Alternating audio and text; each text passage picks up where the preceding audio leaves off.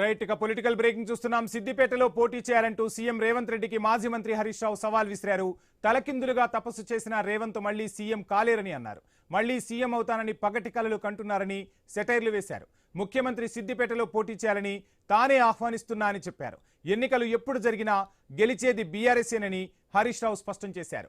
Delimitation ను స్వాగతిస్తున్నామని వెల్లడించారు. ఏ టైంలో గోల్ కొట్టాలో బీఆర్ఎస్ కు బాగా తెలుసని అన్నారు హరీష్ రావు. బీఆర్ఎస్ తప్పకుండా గోల్ కొడుతుందని, కేసీఆర్ ముఖ్యమంత్రి అవుతారని అన్నారు.